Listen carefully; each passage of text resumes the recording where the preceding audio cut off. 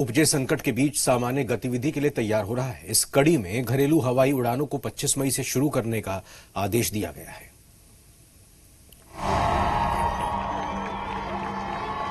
हवाई यात्रा करने वाले मुसाफिरों के लिए भी खुशखबरी है। सरकार ने कुछ चुनिंदा रूट्स पर डोमेस्टिक फ्लाइट शुरू करने का फैसला किया है।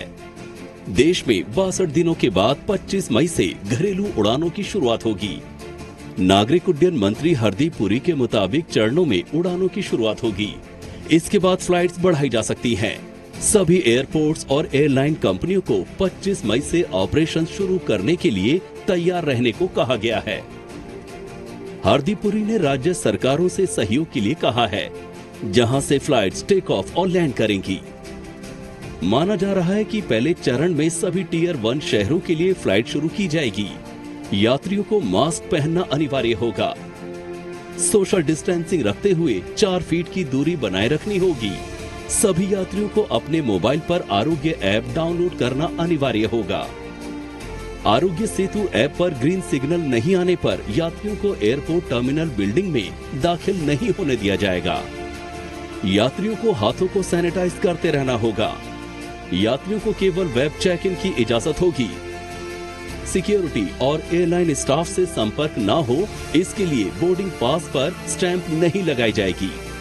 बीच की सीट खाली नहीं छोड़ी जाएगी। 80 साल से ऊपर के यात्रियों को उड़ान की इजाजत नहीं होगी। थोड़े समय के लिए सरकार हवाई किरायों की सीमा तय कर सकती है। अंतर्राष्ट्रीय उड़ानों पर रोक अभी जारी रहेगी।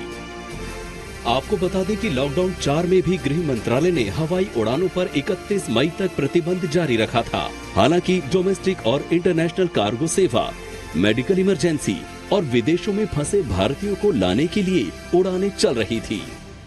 देश में हर महीने औसतन 1.3 करोड़ और सालाना 14 करोड़ यात्री घरेलू उड़ानों में सफर करते हैं।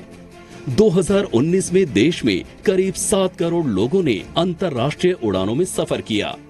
देश के करीब 20 हवाई अड्डों से अंतर्राष्ट्रीय उड़ानें मिलती हैं। इन एयरपोर्ट से 55 देशों के 80 शहरों तक पहुंच सकते हैं। दुनिया के कई देश कोरोना की चपेट में हैं। ऐसे में अंतर्राष्ट्रीय उड़ानों को शुरू करने का फैसला अभी नहीं लिया गया है। कोरोना की सबसे बड़ी मार झेलने वाले सेक्टर में सिविल एविएशन भी है। घरेलू और अंतर्राष्ट्रीय एयरलाइन कंपनियों को लॉकडाउन के चलते भारी नुकसान उठाना पड़ा है।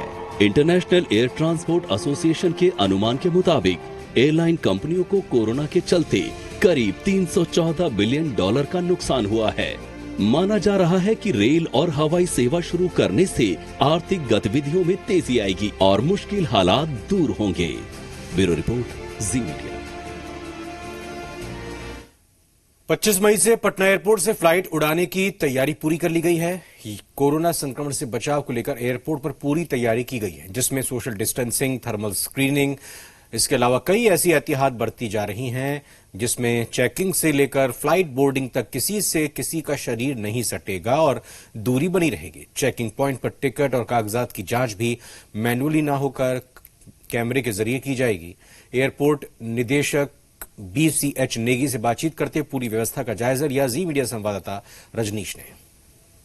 हवाई जहाज चलाने की जो कोशिश है वो शुरू हो रही है और इसको लेकर तैयारी जो है एयरपोर्ट पे वो शुरू की गई है। और देख सकते हैं किस तरीके से यहाँ पे डिमार्क किया गया है। सोशल डिस्टेंसिंग का खास ख्याल जो है वो रखने को लेकर और हर एक व्यक्ति के लिए यहाँ पे डिपिक्ट किया गया है स्क्वायर में। और इसके अलावा अगर बात करें तो पोर्टिको के बाहर भी ये मेंटेन किया गया है कि सोशल डिस्टेंसिंग का कहीं से कोई उल्लंघन न हो और जब फ्लाइट का ऑपरेशन शुरू हो तो हर वो मानक और एहतियाती कदम उठाए जाए, जिससे कि लेकर कोरोना वायरस संक्रमण के रोकथाम में सहूलियत हो और कहीं से भी संक्रमण का प्रभाव जो है वो न हो। और पूरे एहतियात के साथ यहाँ पे एयरपोर्ट पर तैयारी जो है वो की जा रही है और अंतिम रूप दिया जा रहा है। इसको लेकर क्या कुछ व्यवस्था है, अंदर चलते हैं और जानते हैं। साथ ही साथ एयरपोर्ट डायरेक्टर भी हमारे साथ वो बताएंगे कि किस तरीके से एहतियाती कदम उठाते हुए मुकम्मल व्यवस्था पटना एयरपोर्ट पे की जा रही है। आइए मेरे साथ। हमारे साथ है एयरपोर्ट के डायरेक्टर BCH नेगी जी। उनसे हम जानते हैं कोरोना वायरस संक्रमण से पहले क्या कुछ यहाँ पे एंट्री पॉइंट पे जो चेकिंग पॉइंट था वहाँ पे क्या नियम थे और अब क्या तब्दीली आई है, किस तरह की तब्दीली है सर?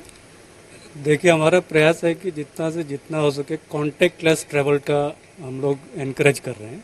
तो उसके लिए हमने बहुत सारे कदम उठाए हैं, जिसमें कि जैसे आप नॉर्मली ट्रैवल करते होंगे, पहले तो आपको अपना टिकट दिखाना है, अपना आईडी दिखाना है, बोर्डिंग कार्ड हो तो वेब चेक इन के वो दिखाना है। तो उसको आपको सीआईएसएफ के जो सुरक्षा के कर्मचारी होते हैं उनको दिखाना होता है। तो हम अभी उसको अवॉइड करने के लिए कि फिजिकल कांटेक्ट ना हो, तो उसके लिए हमने यहाँ पे वेबकैम लगाया हुआ है। तो आपको अपना जो भी आईडी है या वेब चेक इन के डॉक्यूमेंट है उसको कैमरे के ऊपर आपको दिखाना है, और उसका इमेज अंदर सीआईएसएफ के दूसरे कर्मचारी बैठे होंगे उसके सामने कंप्यूटर स्क्रीन पे वो दिखाएगा। कैमरामैन जितेंद्र झा के